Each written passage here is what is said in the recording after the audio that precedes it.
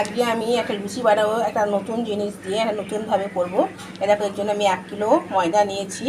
এর মধ্যে এবার ময়াম দেবো। ময়ামের জন্য আমি হাফ চামচ নুন,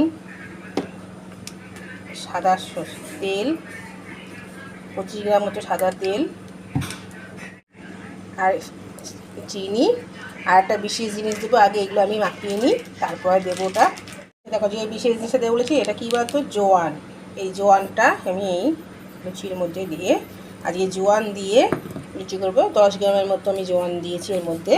ময়ামটার মধ্যে এবার ভালো করে মিশিয়ে নিলাম।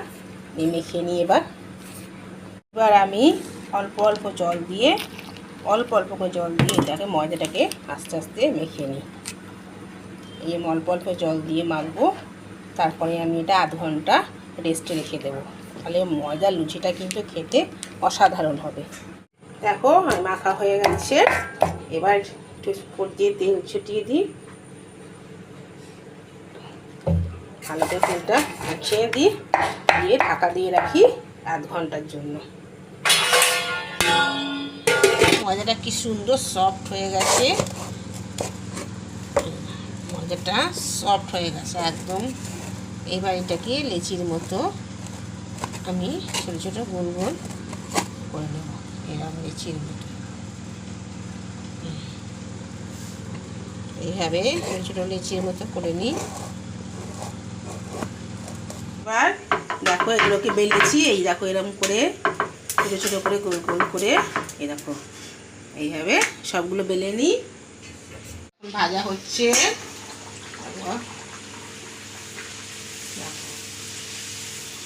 সুন্দর ফুলে উঠবে এখন।